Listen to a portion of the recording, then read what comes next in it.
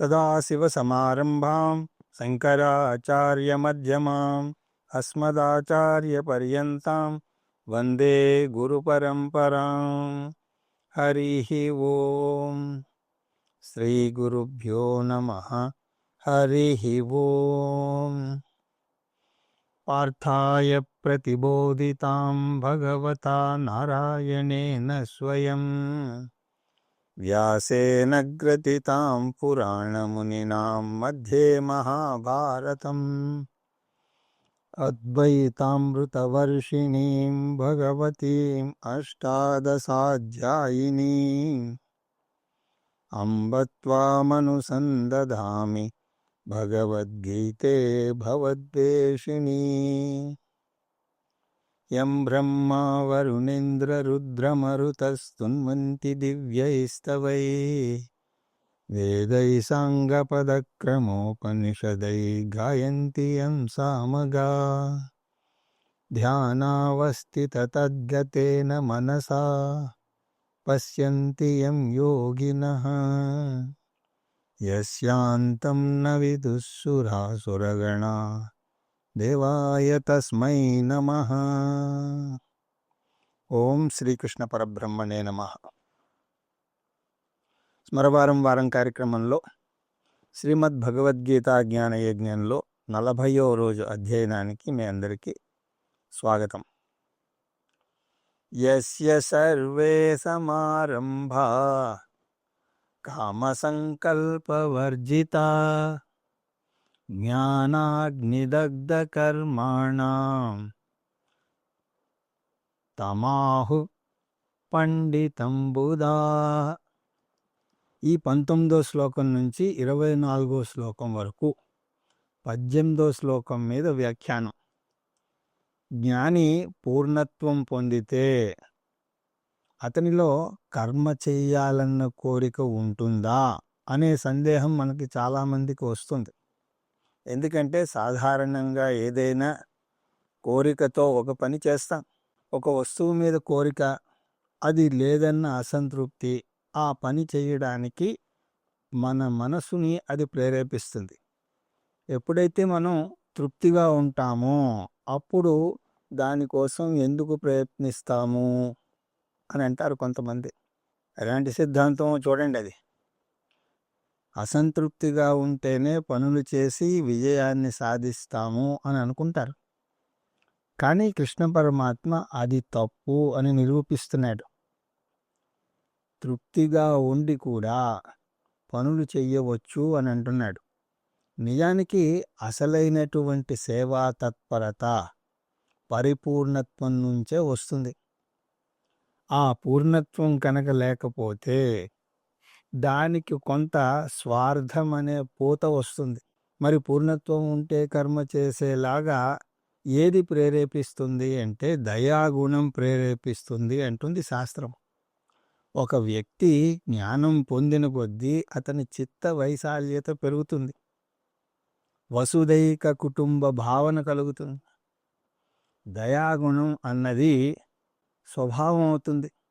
ఎలాగైతే ఒక తల్లికి తన పిల్లల మీద సహజ సిద్ధంగా ప్రేమ ఉంటుందో అలాంటి ప్రేమ జ్ఞానికి మొత్తం ప్రపంచం మీద ఉంటుంది.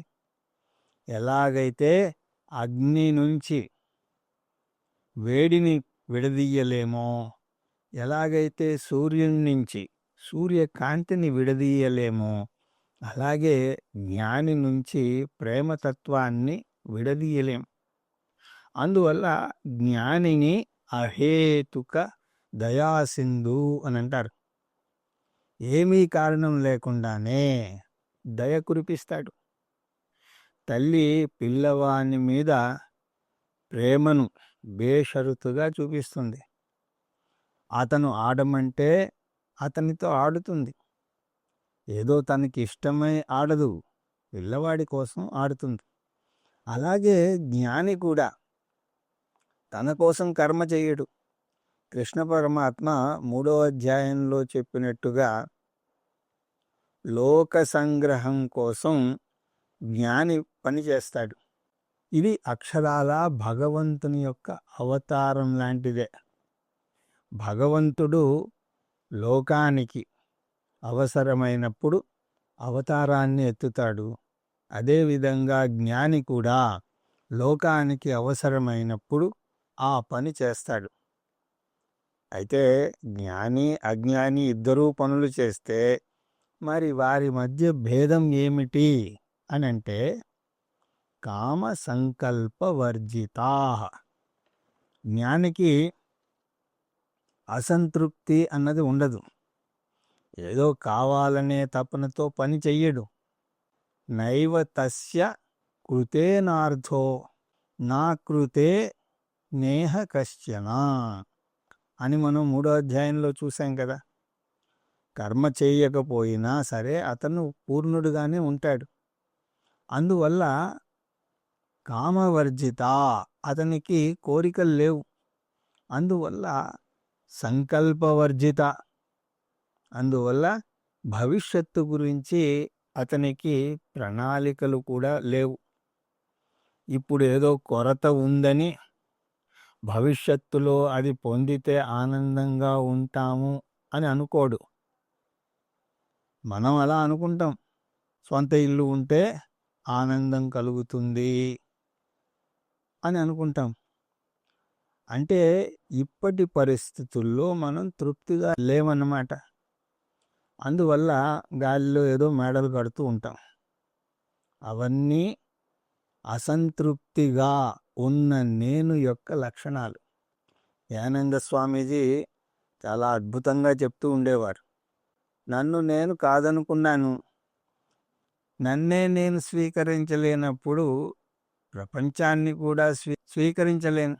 ప్రతి ఒక్క ఉద్యోగాన్ని, ప్రతి ఒక్క పరిస్థితిని, అందరినీ, అన్నింటినీ విమర్శిస్తాను. సమస్య ప్రపంచంలో లేదు, నాలోనే ఉంది. నన్ను నేను కాదనుకోవడం ప్రపంచాన్ని కాదనడం ద్వారా ప్రకటితమవుతుంది. అదే నన్ను నేను స్వీకరిస్తే ప్రపంచాన్ని కూడా స్వీకరిస్తా. జ్ఞాని తనను తాను స్వీకరిస్తాడు కాబట్టి ప్రపంచాన్ని కూడా అతను స్వీకరిస్తాడు. అతను పగటి కలలు కనడు, ఉన్నదాంతో తృప్తిగా ఉంటాడు. వర్తమానంలో జీవిస్తాడు. ఎంత చేసినా కూడా ఏం చేయాల్సి వచ్చినా ఆనందంగా చేస్తాడు. అందువల్ల అతని ప్రయాణం ఏదో విచారం నుంచి ఆనందానికి ఉండదు. అతని ప్రయాణం ఆనందం నుంచి ఆనందానికే ఉంటుంది, ఇంకా ఆనందం వైపుకు ఉంటుంది. ఎంత అద్భుతమైనటువంటి మానసిక స్థితి అది కదా. సంతోషంగా గెలుస్తాడు, సంతోషంగా ఓడిపోతాడు కూడా. పరిస్థితులకు పూర్ణత్వానికి సంబంధం లేదు. పరిస్థితులు అహంకార స్థాయికి చెందినవి, పూర్ణత్వం ఉన్నతమైనటువంటి స్థాయికి చెందినది. ఉపనిషత్తుల భాషలో చెప్పాలి అంటే పరిస్థితులు వ్యావహారిక సత్యానికి చెందినవి, కానీ పూర్ణత్వం పారమార్థిక స్థాయికి చెందినది. జ్ఞాని ఈ 2 స్థాయిలను కలిపేయడు. అందువల్ల అతను పగటి కలలు కనడు. జ్ఞానాగ్ని దగ్ధ కర్మాణం. ఇంకొక ఆసక్తికరమైనటువంటి విషయం ఇక్కడ జరుగుతుంది. జ్ఞాని పారమార్థిక స్థాయిలో ఉంటాడు కాబట్టి అతనికి పుణ్యపాపాలు అంటవు. అహంకార విమూఢాత్మ కర్తాహ మితి మన్యతే. అహంకారంతో తాదాత్మ్యం చెందితేనే, అంటే సంకల్పం ఉంటేనే పుణ్యపాపాలు కలుగుతాయి. జ్ఞాని అహంకారంతో తాదాత్మ్యం చెందడు కాబట్టి అతనికి పుణ్యపాపాలు అంటవు. అందువల్ల జ్ఞానికి ఆగామి కర్మలు రావు. కర్మాణం దగ్ధ, కర్మలన్నీ కూడా ఇక్కడ దగ్ధమైపోతాయి. జ్ఞానిని వేయించినటువంటి విత్తనంతో పోలుస్తారు. వేయించినటువంటి విత్తనం తక్కిన విత్తనాల్లాగానే ఉంటుంది, కానీ దాని నుంచి చెట్టు మొలకెత్తదు. తక్కిన అన్ని అంశాలు ఉంటాయి, కానీ చెట్టు మాత్రం మొలకెత్తదు. అలాగే జ్ఞాని యొక్క అహంకారం వేయించినటువంటి గింజలా ఉంటుంది. వ్యవహారం నడపడానికి అహంకారం ఉంటుంది. నువ్వెవరు అంటే నేను ఫలానా అని అతను అహంకారం గురించే చెప్తాడు. కానీ అహంకారం వల్ల సంసారంలో కూరుకుపోడు. విత్తనాన్ని వేయించడానికి అగ్నిని వాడితే అహంకారాన్ని వేయించడానికి జ్ఞానాగ్నిని వాడాలి. జ్ఞానాగ్ని వల్ల జ్ఞాని యొక్క సంచిత కర్మలు దగ్ధమవుతాయి. తమాహు పండితం, అటువంటి వ్యక్తిని పండితుడు అని అంటారు. ఆత్మజ్ఞానం పొందినటువంటి వ్యక్తిని పండితుడు అని అంటారు. కృష్ణ పరమాత్మ తన బోధ మొదలుపెట్టినటువంటి ఆ శ్లోకాన్ని అర్జునుడికి గుర్తు చేయడానికి ఇక్కడ పండిత అన్న పదం వేశాడు. అక్కడ మనం చూసాం, అశోచ్యానన్వశోచస్త్వం ప్రజ్ఞావాదాంశ్చ భాషసే గతాసు నగతాసుంశ్చ నానుశోచంతి పండితా. ఆ పండిత పదాన్ని ఇక్కడ వివరిస్తున్నాడు కృష్ణ పరమాత్మ. ఇంతకీ ఆ పండితుడు ఎవరు అంటే, తన అహంకారాన్ని వేయించి తనకు దుఃఖాన్ని కలగకుండా చేసిన అతను. నా అనుశోచంతి, వేయించినటువంటి అహంకారం దుఃఖాన్ని కలగజేయలేదు. అందువల్ల అటువంటి జ్ఞానిని పండితుడు అని అంటారు. ఇంతకీ ఎవరంటారు? బుధాహ, జ్ఞానులు. ఒక శాస్త్రజ్ఞుడికి నోబెల్ ప్రైజ్ ఇవ్వాలంటే ఆ రంగంలో నిష్ణాతులైనటువంటి వారే, తక్కిన శాస్త్రజ్ఞులే అతనికి ఆ అర్హతని నిర్ణయించగలుగుతారు. అలాగే ఒక వ్యక్తి జ్ఞాని అని అనాలంటే తక్కిన జ్ఞానులే అనగలరు. అలా అని చెప్పి త్యక్త్వా కర్మఫలా సంగం నిత్యతృప్తో నిరాశ్రయః కర్మణ్యాభిప్రవృత్తోసి నైవ కించిత్ కరోతి సహా. జ్ఞానికి కోరిక ఉండదు, సంకల్పం ఉండదు, దుఃఖం ఉండదు. ఒక్క ముక్కల్లో చెప్పాలి అంటే జ్ఞాని ఒక ముక్త పురుషుడు. జ్ఞాని పరిస్థితులకు బానిస కాదు, పరిస్థితులను తనకు బానిసగా చేసుకుంటాడు. ఎవరైనా ఇటువంటి జ్ఞాని కావచ్చు అని అంటున్నాడు కృష్ణ పరమాత్మ. జ్ఞాని పరిస్థితులు ఎలా ఉన్నా, తను ఎక్కడ ఉన్నా కూడా ముక్త పురుషుడు కాగలడు. కానీ అజ్ఞాని బద్రీనాథులో గొప్ప ఆశ్రమంలో ఉన్నా సరే దుఃఖంలో మునిగి తేలుతూ ఉంటాడు. అందువల్ల ఒక వ్యక్తి జ్ఞాని కాగలడా లేదా అన్నది ఆశ్రమ ధర్మం కానీ వర్ణం కానీ నిర్ణయించదు. చాండాలోస్తు సతుద్విజోస్తు గురురిత్యేషా మనీషా మమా. మనీషా పంచకంలో చండాలుడు కూడా జ్ఞాని అయితే జీవన్ముక్తుడు కాగలడు. అదే అజ్ఞాని గొప్ప బ్రాహ్మణుడు అయినా కూడా సంసారే అవుతాడు అని అన్నారు శంకరాచార్యులు వారు అక్కడ. అందువల్ల జ్ఞాని అవటానికి ఆశ్రమము, వర్ణము, లింగము, వృత్తి, దేశం ఏది కూడా అడ్డురాదు. ఎవరైనా ఎక్కడైనా సరే జ్ఞానాన్ని పొందొచ్చు. ఈ శ్లోకంలో కృష్ణ పరమాత్మ 2 రకాల జ్ఞానుల గురించి వర్ణిస్తున్నాడు. గృహస్థ జ్ఞాని, సన్యాస జ్ఞాని.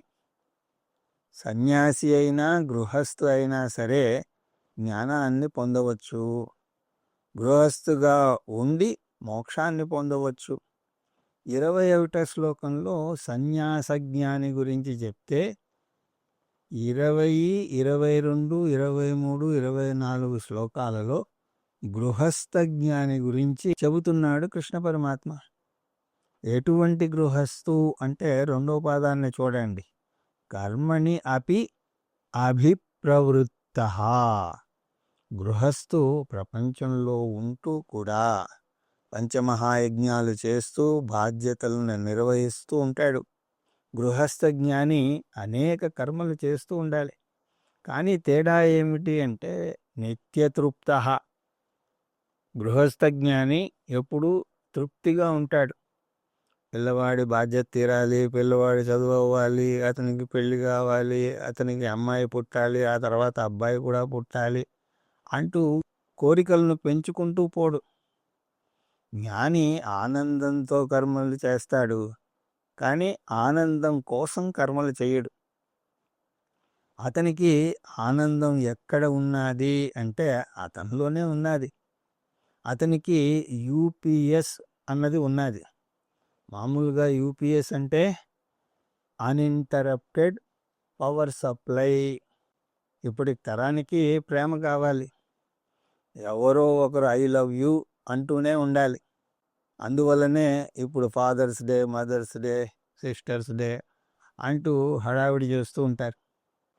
ఈ మెసేజ్ లేకపోతే కానుకలు ఇస్తూ ఉంటారు.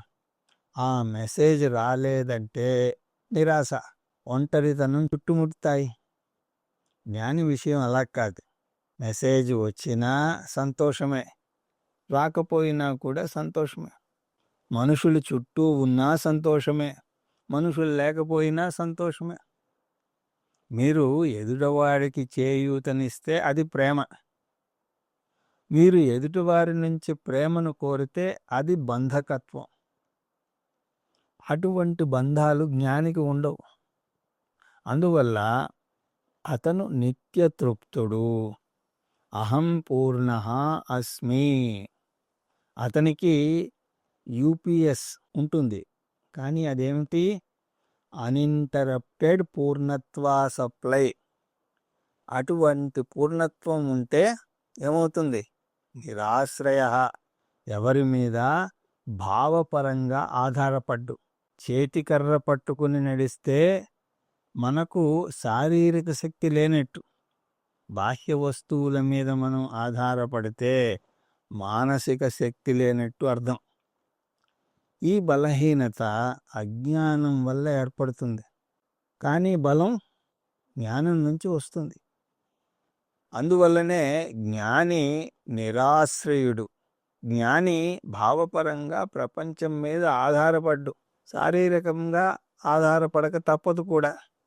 కూడు గుడ్డ తిండి కోసం ప్రపంచం మీద ఆధారపడక తప్పదు. అలాగే చేతికర్ర మీద కూడా ఆధారపడక తప్పదు. అందువల్ల శారీరకంగా ఆధారపడడం అన్నది సంసారం కాదు. మరి సంసారం అంటే ఏమిటి? మానసికంగా ఆధారపడమే సంసారం. ఎందుకంటే ఎవరైనా నా చెయ్యి పట్టుకోవాలి, అలాంటి పరిస్థితి వచ్చినప్పుడు ఎవరైనా పట్టుకుంటే చాలు. కానీ మనకి ఫలానా వ్యక్తి పట్టుకోవాలి, ఫలానా వ్యక్తే నాకు తెలిపించాలి అని అనుకుంటాం. కానీ జ్ఞాని విషయంలో అలా కాదు. అతను నిరాశ్రయుడు. అతను కర్మ చేసి ఫలాన్ని ఆశిస్తాడు, కానీ ఆశించిన ఫలం పొందకపోతే మాత్రం నిరాశ చెందడు. ముందే చూసాం, ప్రణాళిక వేయడం వేరు, ఫలం గురించి బెంగపడడం వేరు. పిల్లలను ఫలానా స్కూల్లో చేర్పించాలని, వారు వృద్ధిలోకి రావాలని అనేక కలలు కంటూ ఉంటాం. కానీ అవి తీరకపోయినా సరే జ్ఞాని కృంగిపోడు. దయానంద స్వామీజీ అద్భుతంగా చెప్పేవారు, ఓటమికి సిద్ధం కావడమే విజయం అనేవారు. ఓటమిని ఎదుర్కోవడానికి సిద్ధపడాలి. ఓటమిని తట్టుకోలేకపోతే అది చాలా కష్టం. కర్మఫలా సంగం త్యక్త్వా. సంగము అంటే ఆధారపడ్డం, బెంగపడ్డం, ఆందోళన చెందడం. త్యక్త్వా, జ్ఞాని వాటినన్నింటినీ కూడా వదిలేస్తాడు. ఇటువంటి ఆరోగ్యకరమైనటువంటి మనస్సుతో, ఇటువంటి సంసిద్ధతతో జ్ఞాని పనిచేస్తాడు. అతని పరిస్థితి ఎలా ఉంటుంది అంటే నైవ కర్మచిత్ కరోతి సహా. నిజానికి జ్ఞాని ఏ కర్మ చెయ్యడు అని చెప్పచ్చు. ఇటు వేదాంతపరంగా అటు మానసికంగా కూడా. వేదాంతపరంగా అతను కర్మలలో అకర్మను చూస్తాడు కాబట్టి తను ఉన్నత స్థాయిలో ఉంటాడు. కాబట్టి తనను తాను కర్త అని అనుకోడు. మానసికంగా దేనితోనూ బంధాన్ని పెంచుకోడు కాబట్టి బెంగలేదు, ఆందోళన లేదు, నిద్ర లేని రాత్రుల్ని గడపడు.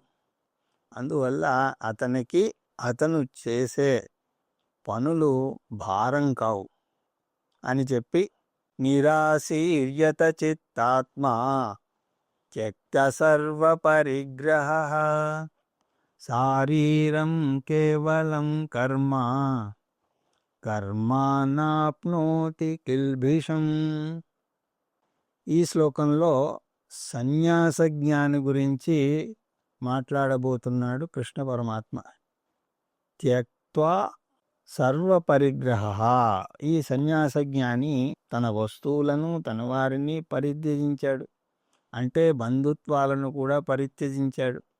నిరాశి, ఇది లేదు అనే చింత ఉండదు.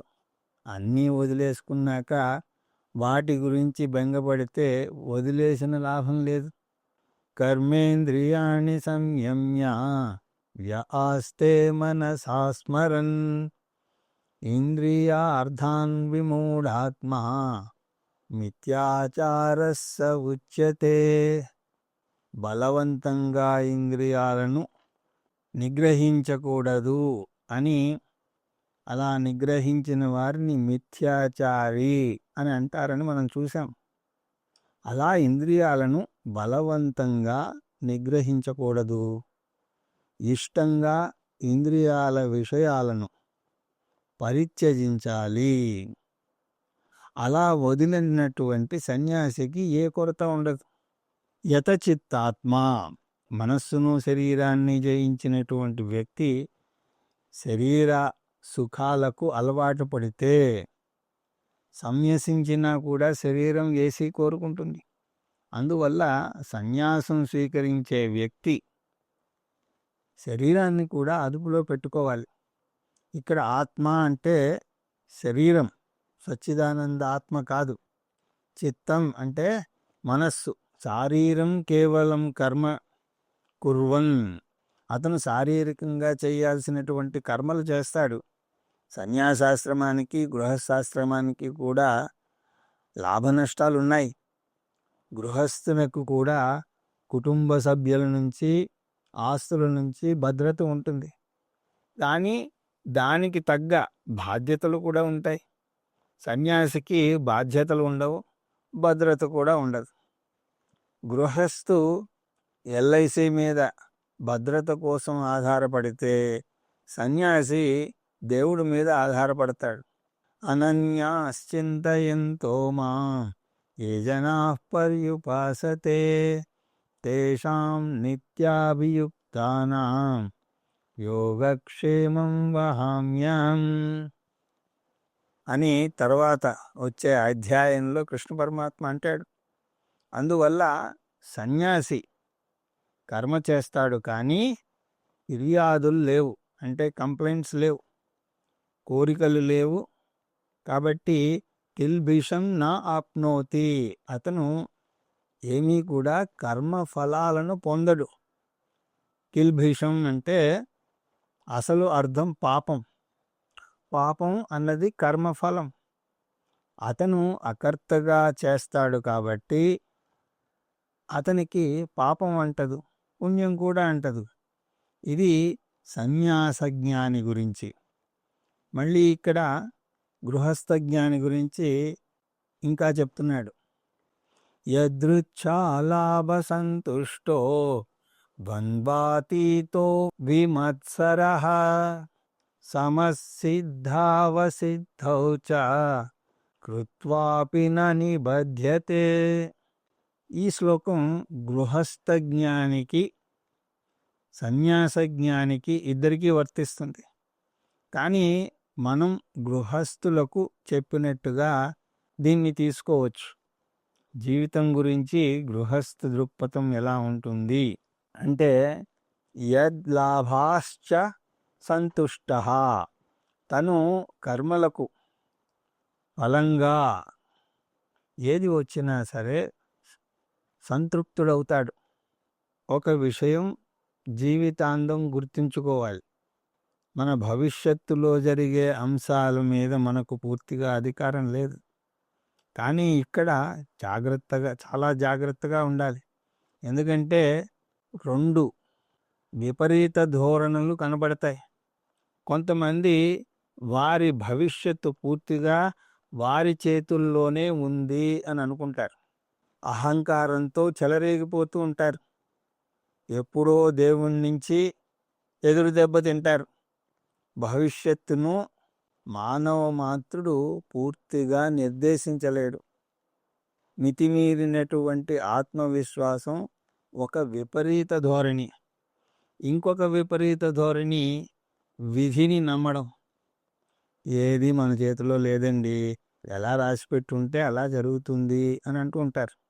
మొదటి రకం మనుషులు 100% బాధ్యత వహిస్తే, రెండో రకం మనుషులు అసలు ఏమాత్రం బాధ్యత వహించరు. ఈ 2 ధోరణులు కూడా తప్పే అంటుంది గీత. అయితే అసలు ధోరణి ఏమిటి అంటే, నా భవిష్యత్తును నేను పూర్తిగా నిర్దేశించలేను, కానీ భవిష్యత్తును నేను ప్రభావితం చెయ్యగలను. నా పాత్ర ప్రముఖమైనటువంటి పాత్ర. మరి తక్కిన వారి పాత్రలు ఏమిటి? అవి చాలా ఉన్నాయి కదా.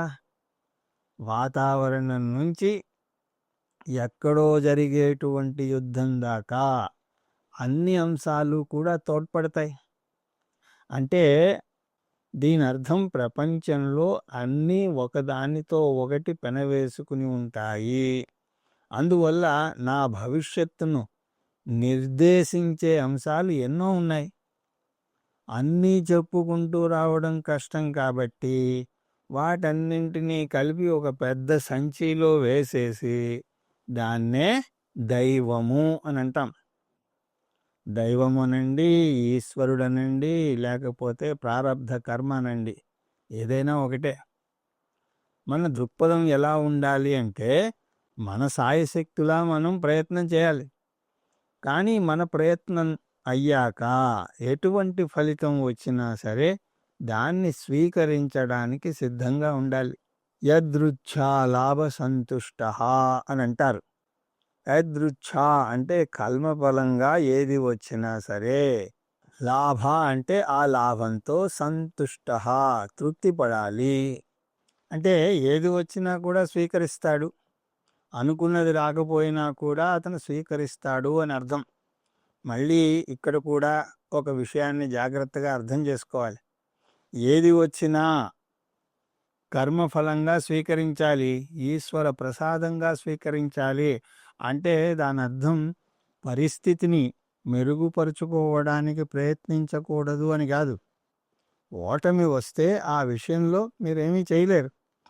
అందువల్ల ఓటమిని స్వీకరించాలి. కానీ అదే సమయంలో తర్వాత చేసే పని మీద మీకు అధికారం ఉన్నది. దానికోసం ఏం చేయాలో అది చేయాలి. అందువల్ల వర్తమానాన్ని ఉన్నదున్నట్టుగా స్వీకరించండి, భవిష్యత్తు కోసం పాటుపడండి. బెంగపడినంత మాత్రాన వర్తమానాన్ని మీరేమీ మార్చలేరు, భవిష్యత్తును కూడా మార్చలేరు. వర్తమానాన్ని స్వీకరించాలి, భవిష్యత్తు కోసం కష్టపడాలి. ఇది గీత బోధించేటువంటి సూక్ష్మతత్వం. వర్తమానంలో గతాన్ని కలుపుకోవాలి, గతాన్ని వర్తమానాన్ని స్వీకరించండి, భవిష్యత్తు కోసం కష్టపడండి. ఈ రెండింటి గురించి కూడా ఆందోళన చెందకండి. అందువల్లనే కృష్ణ పరమాత్మ అశోచ్యానన్వశోచస్త్వం అని అన్నాడు. ద్వంద్వాతీత, ద్వంద్వాలకు అతీతంగా ఉన్నాడు. ఈ ద్వంద్వాలను కృష్ణ పరమాత్మ 2వ అధ్యాయంలో వర్ణించాడు. జీవితం అంటేనే ద్వంద్వాలతో కూడినటువంటి విషయం. విభిన్న అనుభవాలను ఎదుర్కోవాల్సి వస్తుంది. ద్వంద్వాతీత అంటే ఈ ద్వంద్వాలకు అతీతంగా ఎదిగినవాడు. అతీతంగా ఎదిగినవాడు అంటే ఎలా ఎదిగాడు? ఎక్కడికి వెళ్ళినా సరే అవి తప్పవు. సుఖ దుఃఖాలు, లాభ నష్టాలు, రాగద్వేషాలు ఉంటూనే ఉంటాయి. వాటిని తప్పించుకోలేం. అవి మనసును కలత పెట్టకుండా చూసుకోవాలి. ఎలా చూసుకోవాలి అంటే ఒకటి గుర్తుంచుకోండి. పనస పండు కోసేటప్పుడు చేతికి కత్తికి కొబ్బరి నూనె రాసుకుని ఆ పండును కోయడం మొదలు పెడతాం. అలాగే ద్వంద్వాల విషయంలో కూడా ప్రపంచంలోకి అడుగు పెట్టేటప్పుడు జ్ఞానం అనే కొబ్బరి నూనె రాసుకుంటే వాటికి అతీతంగా ఎదగగలుగుతాం. విమత్సరహ అంటే పోటీతత్వాన్ని అధిగమించినవాడు. అయితే నేటి ప్రపంచంలో పోటీతత్వం ఉంటేనే పైకి వస్తాడు అని అంటారు. కానీ శాస్త్రం దాన్ని అంగీకరించదు. పోటీతత్వం వల్ల పైకి వస్తారేమో కానీ దానివల్ల చెడు ప్రభావం చాలా ఎక్కువగా ఉంటుంది. మనను దాటి ముందుకు వెళ్ళే వాడి మీద పగ, ద్వేషం, ఈర్ష్య ఏర్పడతాయి. అతన్ని మోసం చేసైనా సరే దాటుకుపోవాలి అని అనిపించవచ్చు. అలా చెయ్యలేకపోతే మనం కృంగిపోవచ్చు. ఏదైనా సరే ప్రమాదమే. అందువల్ల శాస్త్రం ప్రేమతో, సహకారంతో గెలవాలి కానీ మత్సరంతో కాదు అని అంటుంది. అందువల్లే మనిషికి ఉన్నటువంటి 6 శత్రువుల్లో మత్సరాన్ని కలిపింది. అవి కామ, క్రోధ, లోభ, మద, మాత్సర్యాలు. జ్ఞానికి మాత్సర్యం లేదు. కాబట్టి అతను విమత్సరుడు అవుతాడు. ఎవరైనా సరే గెలిచినా మనస్ఫూర్తిగా ఆనందిస్తాడు. సమసిద్ధావ సిద్ధౌచ. సిద్ధి అంటే విజయం, అసిద్ధౌ అంటే ఓటమి, సమహ అంటే సమత్వం. వేదాంతం ప్రకారం గెలుపు ఓటముల్ని సమానంగా స్వీకరించడం అది సరి అయినటువంటి విజయం. అంటే ఎవరు 100% విజయాన్ని సాధించలేరు. విజయం సాధించడం ఎలా అని చాలామంది చాలా పద్ధతులు నేర్పిస్తూ ఉంటారు. కానీ 100% విజయం రాదు. అది అసాధ్యం. ఒకవేళ అలా వస్తుంది అంటే ఆ రహస్యం కృష్ణ పరమాత్మ బోధించి ఉండేవాడు. కృష్ణ పరమాత్మ విజయం గురించి ఏమీ మనకి బోధించలేదు. కృష్ణ పరమాత్మ మనకి జ్ఞానాన్ని బోధించాడు. జ్ఞానం ఎందుకు బోధించాడు అంటే ఎప్పుడూ విజయాన్ని పొందడానికి కాదు, జీవితంలో ఎదురైనటువంటి విపరీత పరిస్థితులను కూడా ఎదుర్కొనే ధైర్యం కలిగించడానికి. ఓటమి రావడం కోసం మనం ప్రయత్నించాల్సిన అవసరం ఏమీ లేదు కదా. ఓటమి సహజంగానే వస్తుంది. విజయం కోసం ప్రయత్నించాలి నిజమే. కానీ జ్ఞానం అంటే గెలుపు ఓటములు రెండింటికి నేను సిద్ధం అని తెలియజేయడం. అటువంటి వ్యక్తికి సమత్వం ఉంటుంది. కృత్యాపి అంటే అటువంటి వ్యక్తి గృహస్థుగా బోలెడు కర్మలు చేస్తున్నా కూడా నా నిబధ్యతే, ఆ కర్మల వల్ల బంధించబడడు. దాన్ని ఒక ఆటగా తీసుకుంటాడు. ఒకవేళ సన్యాసిని తీసుకున్నా సరే సన్యాసి కూడా ఆశ్రమాన్ని నడపాలి. అందులోనూ అనేక ఒడిదుడుకులు ఉంటాయి. అయినా సరే అతను బాధపడడు. జ్ఞానికి కర్మ లీల అంటే ఆటలాగా ఉంటుంది. అజ్ఞానికి కర్మ బాధను కలిగిస్తుంది. ఇద్దరూ చేసే కర్మ ఒకటే, కానీ జ్ఞానికి అది లీల, అజ్ఞానికి అది యుద్ధం. ఇంకా గృహస్థాశ్రమం గురించి కృష్ణ పరమాత్మ ఏమేమి చెప్తున్నారు అన్నది మనం తర్వాత తరగతుల్లో దర్శించే ప్రయత్నం చేద్దాం అని తెలియజేసుకుంటూ హరి ఓం తత్సత్.